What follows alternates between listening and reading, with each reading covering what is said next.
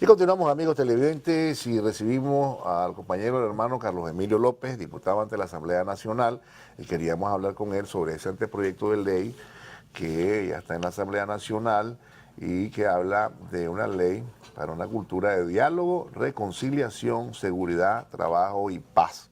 Y en este sentido, Carlos Emilio, quería empezar por el cambio del nombre, o más bien el agregado, los agregados de algunos vocablos aquí, porque antes hablábamos de una política de Estado para la paz y la reconciliación. En este sentido, ¿verdad? Se han incluido el diálogo, seguridad y trabajo. En ese sentido, pues esto es producto de las consultas, es producto de los encuentros que se sostuvieron. ¿Cuál es la razón por el cambio, digamos? Debemos de Bienvenido. decir, gracias Alberto, buen día a vos y buen día a toda la televidencia. Esta ley que fomenta la cultura de paz, de diálogo, de seguridad, de trabajo, tiene como fundamento la Constitución Política de la República. Ya, la Constitución Política de la República es un catálogo de derechos humanos, de derechos civiles, políticos, económicos, sociales y culturales, de derechos individuales y derechos colectivos. Nuestro gobierno, que está cumpliendo 12 años, el comandante Daniel asume el poder para transformar, el poder para servir, y durante estos 12 años ha operativizado los derechos constitucionales. Es decir, los derechos constitucionales dejaron de ser derechos abstractos, derechos enunciativos, derechos declarativos, derechos nominales, derechos discursivos, que lo eran en los gobiernos liberoconservadores. Claro. Hablaban de derechos, pero los derechos nunca se traducían en el pueblo, los derechos nunca se encarnaban en el pueblo. Entonces el buen gobierno sandinista ha tomado derecho a derecho y lo ha transformado en políticas y programas sociales. El derecho a la educación, hoy estamos cumpliendo 12 años de que se institucionalizó la gratuidad de la educación. Que estaba consignada en la Constitución, ¿verdad? Estaba consignada y como usted dice, solo era el papel. Declarativo nada más. Dice la Constitución, desde 1987 lo dice la Constitución. Ningún niño se puede quedar fuera de la escuela por razones económicas. La educación es gratuita. Ya lo consignaba la Constitución. La Revolución en su primera etapa cumplió con ese derecho constitucional entre 1987 y 1989. Claro. A partir del 90 borraron ese derecho constitucional, eran inconstitucionales. Eran gobiernos inconstitucionales porque no respetaban los derechos constitucionales y privatizaron la educación. Luego, el gobierno sandinista, al 2007, al asumir el poder para transformar, el poder para servir, el poder para dignificar al pueblo, el poder para restituir derechos. Cuando la compañera Rosario nos dice constantemente restituir derechos, significa que los derechos que estaban en la Constitución toman vida, que los derechos que están en la Constitución se encarnan, se materializan en las familias, en las comunidades, en las ciudades, en el campo, en el pueblo. Entonces, ese derecho constitucional, el comandante Daniel, enero del 2007, emite una resolución, un decreto en donde se institucionaliza la gratuidad de la educación. Y así como eso, todos los otros derechos, derecho a la salud, se construye el modelo de salud familiar y comunitario. Una salud especializada, una salud con calidez humana, una salud especializada, una salud diversa, una salud plural, programas de salud preventivos, curativos, atencionales, rehabilitadores. El derecho que tienen los nicaragüenses a estar protegidos contra el hambre. Así lo dice literalmente la Constitución. Los nicaragüenses tienen derecho a estar protegidos contra el hambre. ¿Qué hicieron los gobiernos antiderechos humanos? Crearon políticas que generaron inseguridad alimentaria y habían hambrunas. Recordémonos los reportajes de las hambrunas en el norte del país. Niños famélicos, niños esqueléticos, niños muriéndose literalmente de hambre. No había ninguna diferencia en los años 90 y en la primera etapa de los 2000 de los niños campesinos en el norte con imágenes de niños de África. Claro. O sea, eran índices de desnutrición infantil inhumanos. ¿Qué hizo el gobierno sandinista a partir del año 2007? Creó programas de seguridad y soberanía alimentaria, seguridad nutricional y alimentaria, el programa Hambre Cero, el PINE, que es el programa nutricional escolar, que lo conocemos popularmente como la merienda escolar, el programa del bono productivo, el programa del patio saludable y todos los programas relacionados a huertos escolares, huertos familiares, huertos comunitarios, etcétera. Es decir, programas y políticas para generar alimentos suficientes en cantidad y calidad. Entonces, el derecho a estar protegidos contra el hambre hoy en día es una realidad. Es decir, se ha restituido los derechos de seguridad y soberanía alimentaria. Entonces, esta ley tiene como fundamento todo ese catálogo de derechos humanos, porque la paz es un derecho humano. La paz es un derecho envolvente, es un derecho que tiene que ver con todas las familias, con todas las comunidades, con todo el pueblo de Nicaragua. Por eso es que el derecho a la paz está considerado en la doctrina de los derechos humanos, se conoce como derechos de los pueblos, derechos de solidaridad, derechos de la colectividad. Entonces, ese derecho irrenunciable, inviolable, intransferible, que está en la Constitución, la política de Estado, de cultura de paz, y ahora la ley, porque lo que está haciendo la ley es institucionalizando, dándole un marco jurídico a lo que ya habíamos construido desde la política que hemos estado presentando y construyendo con el pueblo durante estos últimos meses. El diálogo también es un derecho. Es un mecanismo, es una metodología para resolver conflictos, pero a su vez es un derecho. Es decir, de encontrar solución a los desencuentros y a los desentendimientos a todos los niveles, a nivel familiar, escolar, comunitario, municipal, social, laboral, político, nacional, en todos los espacios, en todos los ámbitos. Que el diálogo sea el instrumento, el mecanismo y el medio por el cual podamos resolver nuestras diferencias. Entonces está también en la Constitución. Luego tenemos lo que tiene que ver con la seguridad. La seguridad es un derecho fundamental. Los nicaragüenses tenemos derecho a vivir en seguridad, a trabajar en seguridad, a estudiar, a producir, a crear, a recrearnos en seguridad. Tenemos derecho a ir a los estadios, a las plazas, a los parques, a los mercados, a las iglesias, en seguridad, sin agresiones, sin ofensas, sin amenazas, sin chantaje. Poder vivir en tranquilidad y en seguridad. Ese derecho está en la Constitución. Esta ley recoge esa aspiración de la colectividad nicaragüense, de las familias nicaragüenses y ese derecho constitucional. En las reformas constitucionales del año 2014 establecimos un modelo de seguridad humana y de seguridad ciudadana que trasciende, los modelos de seguridad humana trascienden los modelos que están referidos únicamente a la protección del delito. Incorpora ese elemento, pero lo trasciende. Entonces, seguridad significa que tenés todas las condiciones materiales, económicas, productivas, sociales y espirituales para desarrollarte en todos los ámbitos de la vida. Los nicaragüenses quieren seguridad y este gobierno ha construido ese modelo de seguridad. O sea, todo lo que te plantea la política y la ley son derechos que se han venido restituyendo en estos 12 años. O sea, no es que hasta ahora se está promoviendo la paz, el diálogo, la seguridad, es que se ha venido promoviendo desde el año 2007 a la fecha y lo que se pretende hacer con este instrumento jurídico es darle fuerza, consolidarlo, fortalecerlo.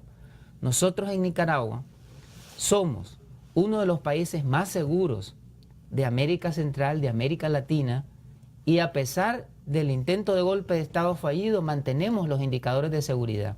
Somos el país con la tasa de homicidio más baja de América Central, más baja que Costa Rica, que supuestamente es un espacio de democracia. Nuestra seguridad en Nicaragua, según los índices de los organismos internacionales, no según los índices de las instituciones del gobierno sandinista, que es un gobierno de paz y un gobierno de seguridad y un gobierno de todas las familias, sino según los índices de los organismos internacionales. 7 homicidios por cada 100.000 habitantes. Los vecinos tienen 20, 30, 40 y pico de homicidios por cada 100.000 habitantes. Y no solamente el índice de homicidios, todos los delitos contra la vida en Nicaragua son más bajos que en el resto de países centroamericanos. Asesinatos, femicidios, o sea, todos los delitos que implica que un ciudadano le quita la vida a otra persona. Los delitos contra la propiedad, los delitos de la seguridad personal. En Nicaragua no hay secuestros. No hay secuestros express, no hay secuestros a productores, no hay secuestros a políticos, no hay secuestros a empresarios, como lo hay en los países vecinos. Nicaragua somos un país libre de maras. No hay maras en Nicaragua. No hay crimen organizado. El crimen organizado aquí no tiene influencias en la policía, no tiene influencias en el ejército. Aquí el crimen organizado no controla zonas territoriales. Aquí no hay espacios en donde el crimen organizado establezca cobros, establezca peaje para poder entrar. Aquí no hay secuestros a los buses, en donde bajan a todas las personas y le quitan la cartera, los celulares y todo lo que andan. Entonces, puedo mencionarte cualquier cantidad de indicadores que no ocurren en Nicaragua o que son bajísimos en comparación con el resto de países de América Latina. Es decir, hemos construido un modelo de seguridad y eso tiene que ver con paz. Y lo que hace la ley entonces es consolidar, ¿no? Rescatar ese derecho constitucional, esa aspiración del pueblo y decir, vamos a profundizar los niveles de seguridad. Por eso es que el pueblo se impresionó y se impactó tanto con los tranques. Claro. Porque nunca habíamos visto eso, nunca habíamos visto que se cobrara peaje para entrar a tu barrio, para entrar a tu comunidad. Por eso el terror, por eso es que esto trastocó las emociones, trastocó la espiritualidad, trastocó la seguridad, trastocó la paz. Pero gracias a Dios, eso ya es pasado. Como decía el doctor Porras ayer, ya eso pasó. ya pasó. Ahora estamos en el proceso de rehabilitar, recuperar, fortalecer este modelo de seguridad que ya lo veníamos construyendo. Y luego tenemos el trabajo. El trabajo es un derecho fundamental. Los nicaragüenses tienen derecho a trabajar, a producir, a crear, a generar riqueza. Entonces, estamos hablando de un trabajo productivo, de un trabajo innovador, de un trabajo que genera riquezas y que esas riquezas son socializadas, son distribuidas de forma equitativa en el pueblo.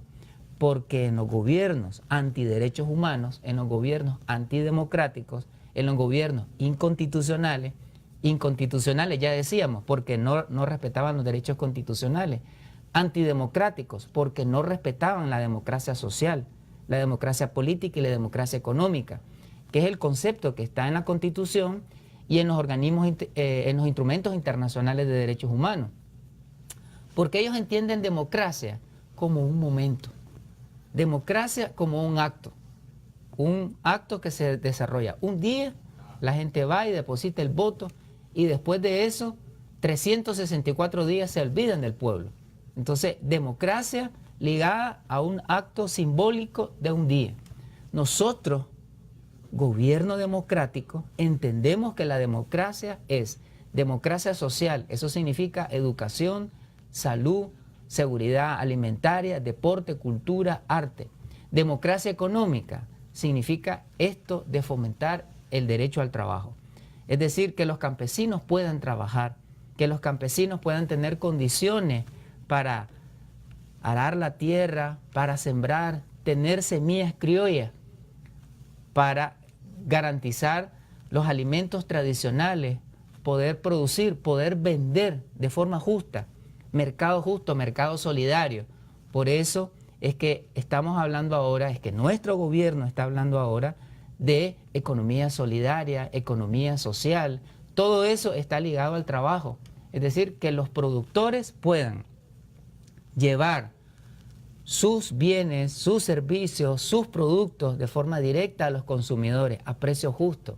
Y de esa manera ganan los productores y ganan los consumidores y gana el país porque se dinamiza la economía. Entonces, esta ley articula todos estos derechos que son las principales aspiraciones del pueblo de Nicaragua. Y cada uno de esos derechos no están dispersos, están conectados, están interconectados. Porque si tenemos paz, vamos a estudiar con tranquilidad. O sea, aquí estamos hablando de paz en la educación, paz en la salud, paz en el trabajo, paz en las iglesias. Tanto la política de cultura de paz como esta ley que institucionaliza la política están interconectadas. Esta ley está abierta a la participación de todas las iglesias, porque tanto la política como la ley está inspirada en valores cristianos. ¿Y cuáles son los valores cristianos? Los valores fundamentales: el amor al prójimo, la solidaridad, la justicia social, la tolerancia, la convivencia armónica. Esos valores están recogidos en la ley. Y entonces, estos instrumentos jurídicos están abiertos a todas las expresiones cristianas, a los sacerdotes comunitarios, a los pastores, a los líderes religiosos que entienden que su misión es pregonar y practicar el Evangelio de la paz. Como dice Jesús, bienaventurados los que luchan por la paz, porque ellos serán llamados hijos de Dios. O como dice el apóstol Pablo, vístanse con el calzado del apresto del Evangelio de la paz. El Evangelio de la paz, ese es el Evangelio real. El mensaje de muerte, el mensaje de odio, el mensaje de división, ese no es el Evangelio. Y dice San Pablo, si viniera un ángel del cielo y les anunciara un evangelio diferente al que yo les estoy anunciando, es decir, del Evangelio de la paz, sea anatema, es decir, sea maldito, porque el Evangelio es el Evangelio de la paz. Entonces esta política y esta ley está abierta a los católicos, a los evangélicos, a todas las denominaciones cristianas, bautistas, nazarenos, pentecostales, iglesias de Cristo, iglesias de Dios. Y fíjate, Alberto, de que en estas presentaciones que hemos estado intercambiando en todos los departamentos del país, nos hemos encontrado con muchos líderes religiosos, muchos líderes municipales, comunitarios, con muchos pastores evangélicos que son parte de las comisiones de reconciliación y paz. ¿Y comparten todos estos criterios? Comparten todos estos criterios, se sienten plenamente identificados, porque ese es el mensaje del cristianismo: vivir en paz, vivir en armonía, vivir en comunidad. Dice los Hechos de los Apóstoles que los primeros cristianos eran de un solo corazón y un solo sentimiento. Tenían en común todas las cosas. Así lo dice literalmente el libro de los Hechos de los Apóstoles. Y hay un escrito del comandante Carlos Fonseca que dice que los revolucionarios debemos de tomar como ejemplo de estilo de vida la forma de convivir de los primeros cristianos. O sea, ese estilo de vida de sentido comunitario, de sentido de unidad, de que todas las cosas le pertenecen a la comunidad, el bien común, todo es de todos. Esos eran principios de los primeros cristianos y esos son los principios de esta ley. Esta ley apunta a crear una cultura de unidad nacional, una cultura de identidad nacional, que rescatemos todas nuestras raíces. Nosotros como nicaragüenses tenemos raíces campesinas y tenemos que sentirnos orgullosos de nuestras raíces campesinas y de nuestros modelos productivos originarios campesinos, que eran de preservación y conservación de los recursos naturales, de protección y reverencia a la madre tierra. Tenemos raíces originarias, lo que antes decíamos raíces indígenas, pero que ahora le llamamos raíces originarias, porque indígenas viene de un vocablo de los españoles. Una forma despectiva de llamarlo, ¿no? Una forma despectiva, pero es que ellos creían que habían llegado las Indias. Entonces, llamaban a nuestros tatarabuelos, porque siempre buscamos nuestras raíces en los españoles. ¿Y qué apellido sos vos? Tal, es que venía tal, mi tatarabuelo era español, venía de Tarzón. Tenemos que desaprender esa forma de encontrar nuestras raíces y buscar nuestras raíces en los chorotegas, en los naoas, en los nagrandanos, en los niquiranos, en los subtiabas, en los matagalpas y en el caso de la costa caribe, pueblos que se conservan, los miquitos, los mayagnas, los ramaquíes y los pueblos afrodescendientes, los garífonas, los crioles. Entonces, tenemos que sentirnos orgullosos de nuestras raíces multiculturales, multiétnicas, de los pueblos originarios y afrodescendientes. Hacia eso apunta también tanto la política como la ley. Rescatar nuestros valores ancestrales y nuestras raíces ancestrales. Porque en la medida en que fortalecemos nuestra multiculturalidad, en esa medida estamos fortaleciendo la paz, estamos fortaleciendo ese espíritu de vivir en colectividad y de vivir en respeto a la diversidad. Estamos hablando de la promoción de todos estos elementos, de estos aspectos. Y estamos hablando, entonces, como usted lo ha explicado, de derechos, ¿no? De derechos que tiene la población, de derechos que tiene el pueblo de Nicaragua. Y pensaba, cuando usted habló de la restitución de derechos, solo se restituye lo que ha sido quitado, ¿no? Así es. Es decir, estaba en el papel, fue retirado y entonces vino un proceso de restitución, pues, hablando de volver a entregar, volver a ofrecer y garantizar de nuevo lo que de alguna manera, de forma abusiva, el pueblo de Nicaragua había venido perdiendo, ¿no? Para muestra un botón, usted mencionaba los 12 años ya de la educación gratuita, estaba consignado, igual que la salud, y aquí las cosas no funcionaron de esa manera, pues perversamente se comenzó a cobrar en las escuelas públicas, ¿verdad? Y es un recuerdo que lo tenemos todos, y de otra manera, en el caso de la salud, pues les instalaron hospitales privados del sector público. Imagínense usted qué barbaridad, pues la gasa no había, ni tenías que llevar la anestesia en el hospital que habían dejado abandonado, pero del otro lado, si pagabas, pues entonces te atendían, y era parte del sistema público de salud. Son situaciones que yo creo que el pueblo de Nicaragua no debe olvidar. Ahora, durante toda esta consulta, Carlos Emilio, también surgieron propuestas, ¿no? Y creo que este documento vino siendo enriquecido desde que se trabajó la primera propuesta de política de Estado para una política de Estado de paz y reconciliación. Esto ha venido sufriendo algunas transformaciones que se vino enriqueciendo en las consultas, ¿no? Así es. Tanto la política como la ley surgen del pueblo, surgen de una amplia consulta popular. Estos instrumentos jurídicos fueron consultados y validados con maestros, personal de la salud, líderes comunitarios, líderes religiosos, cooperativas, sindicalistas, con servidores y servidoras públicas, con trabajadores de las alcaldías, con empresarios, pequeños, medianos empresarios, es decir, con ese abanico de sectores políticos, sociales, con el sector transporte.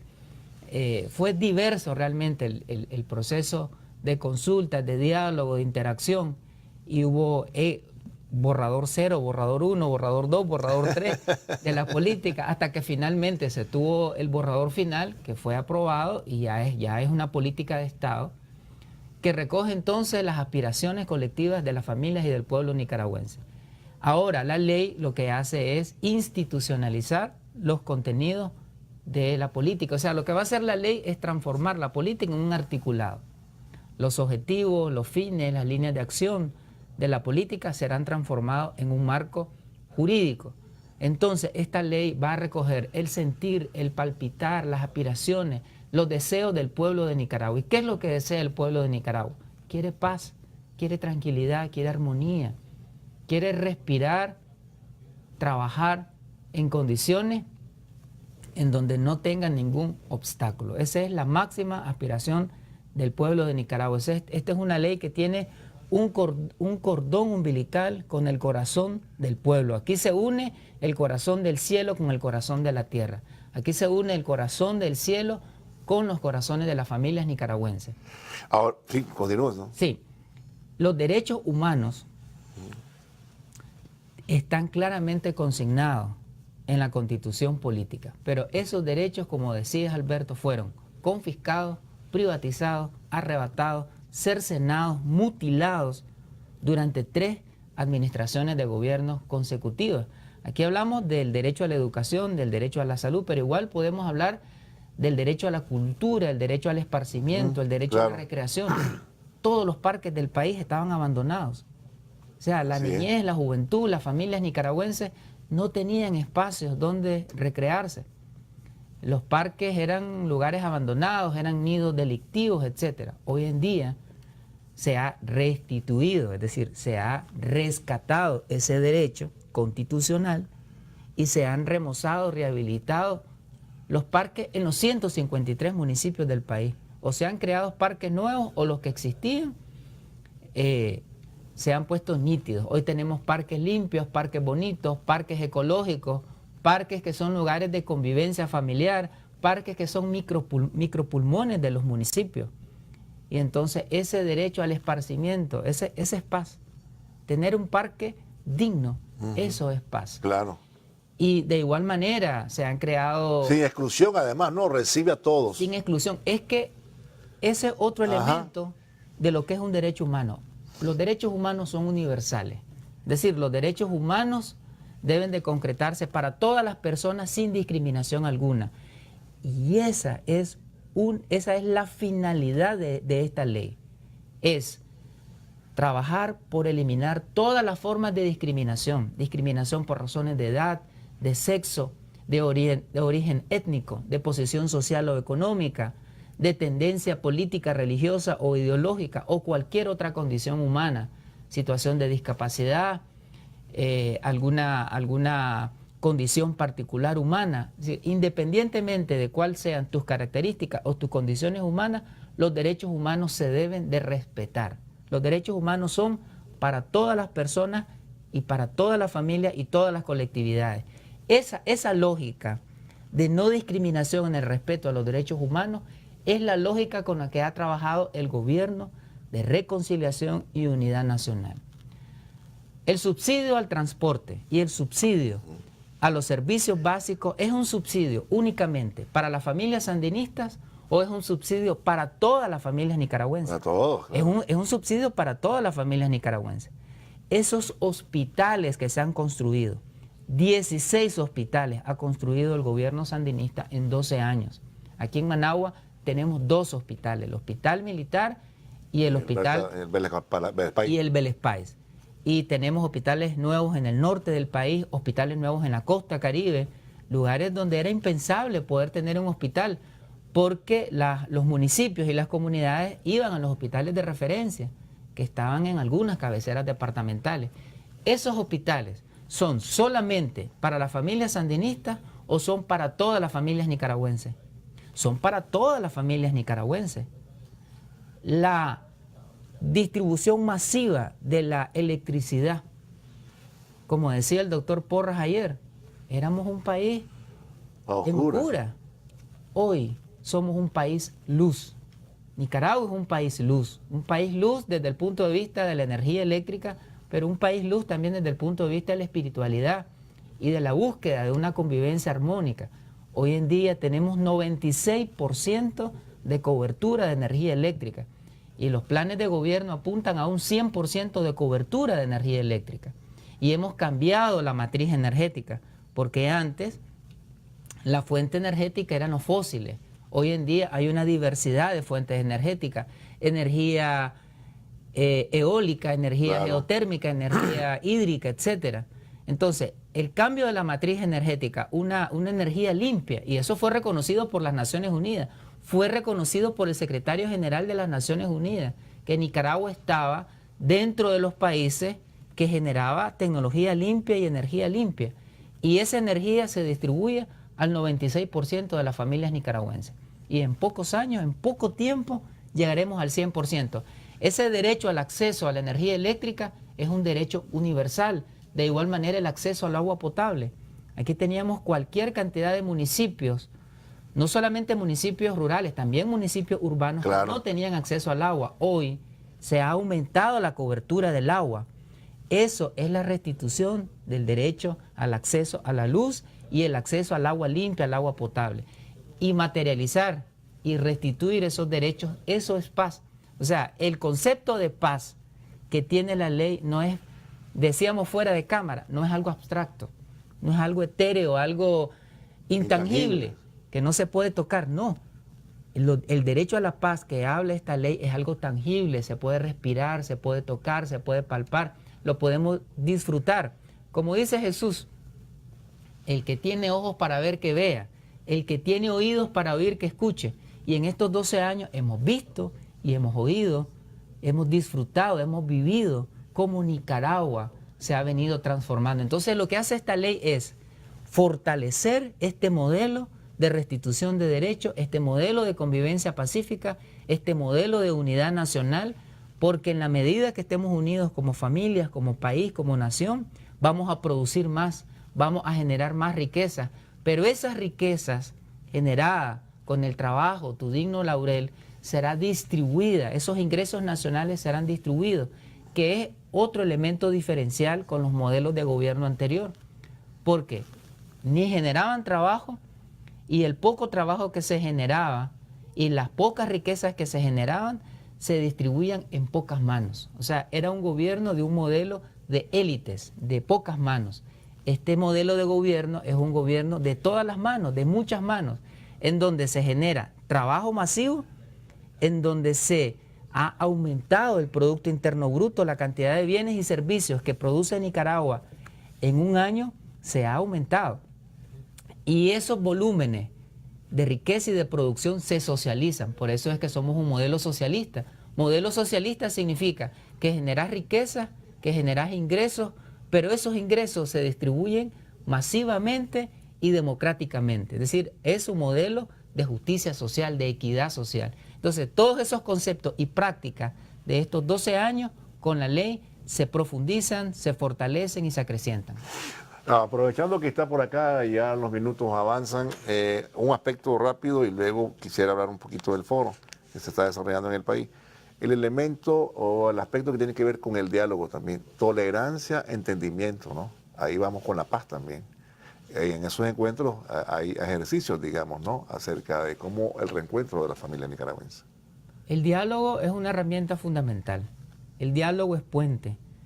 Diálogo es una palabra que está conformada por dos vocablos griegos, di, que significa dos, y logos, que significa conversación. O sea, el diálogo es la conversación, el encuentro entre dos o más partes que están en posiciones encontradas o diferencias. Claro, o en todos los ámbitos, pues, hasta familiares, en todos los ámbitos, en la escuela, en el trabajo, en todos los en el barrio.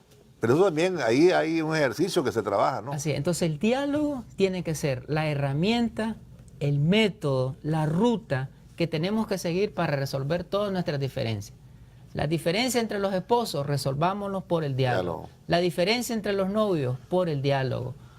Los compañeros de vida, los cónyuges, los convivientes, resolvemos nuestras diferencias por el diálogo. Conflictos entre padres e hijos, conflictos generacionales. Se pusieron a reír, Carlos Emilio, cuando hablaste de los conflictos de pareja por el diálogo. Tenemos que eliminar, muchachos, el grito, la amenaza, la ofensa, todo eso tenemos que desaprenderlo. Y aprender a escuchar.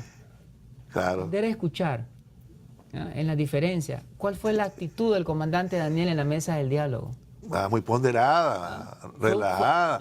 Oíme, no le gritó a nadie, no se exaltó, un hombre muy sereno, tolerante, diciendo, sí, bueno, usted quiere que meta a la policía a los cuarteles, bueno, la vamos a meter, no queremos que nadie más muera. Y lo dijo clarísimo, sí. ¿Verdad? La actitud del otro lado, ¿cómo fue? De ofensa, de grito, de cero propuesta. Claro. No hubo ni una sola propuesta. No. No hubo ni una sola propuesta.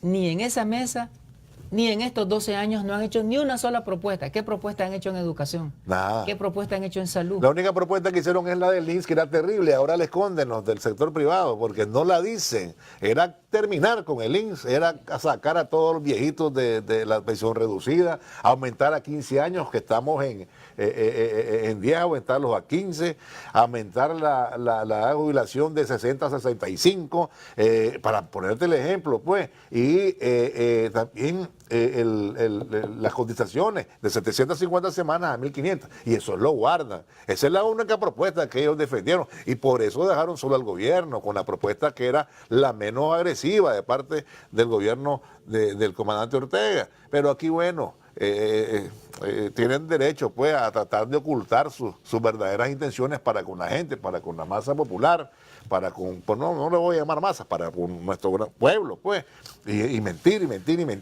Pero tiene usted razón, para un ejemplo, ese es el más representativo de los últimos meses, pues. La actitud de nuestro gobierno con su líder, el presidente Ortega. Así es, que fue una actitud de escucha, de tolerancia. Del otro lado estaban lanzando improperios, ofensas, denigraciones, ataques desaprovechando esa mesa que el Claro, claro. gobierno quería que fuese una mesa de diálogo. Claro. Pero ellos destruyeron. Esa oportunidad la destruyeron. Y los mediadores no jugaron su papel de mediador. Claro. Porque un mediador es un vector, crea un puente entre un punto y el otro punto, sin asumir posiciones de una de las partes. Bien. Porque si asume posiciones de una de las partes, Ya se vuelve parte del se conflicto. vuelve parte del conflicto, Claro. lo profundiza y lo agudiza. Claro. Entonces, nuestro gobierno quiere que todas las familias nicaragüenses se conviertan en mesas de diálogo. Todos los centros de trabajo, Y se ha mesas venido de trabajando. diálogo. Todas las escuelas, mesas de diálogo. Todos los templos católicos y evangélicos, mesas de diálogo, mesas de encuentro humano, mesas de entendimiento humano. Y entonces, si tenemos un modelo educativo basado en el diálogo, en las relaciones de respeto entre docentes y estudiantes, vamos a tener un sistema educativo fuerte. Si Claro. tenemos centros de trabajo en donde empleadores y empleados dialogan, conversan, formamos equipos de trabajo aquí en el canal, un equipo de trabajo, así se desarrolla este canal, ¿no? Claro, claro. Pero eso es dinámico, eficiente, Claro, se hacen las claro. cosas más No, rápido. si cada quien Se anda hace- con lo suyo, esto no funciona. así. Así es, se hacen las cosas con alegría cuando hacemos las cosas con sentido de familia, de equipo, de colectivo. Entonces es que todos los espacios del país, productivos, laborales, comerciales, industriales, comunicacionales, familiares, todos podamos funcionar con esa lógica de diálogo. Esa es la cultura de la democracia, esa es la cultura del entendimiento, esa es la cultura del buen vivir. Yo le agradezco a Carlos Emilio, vamos a mandar un saludo a todos y cada uno de los hermanos que están participando en el cuarto foro de amor y paz y solidaridad con Nicaragua. Usted ha sido uno de los expositores.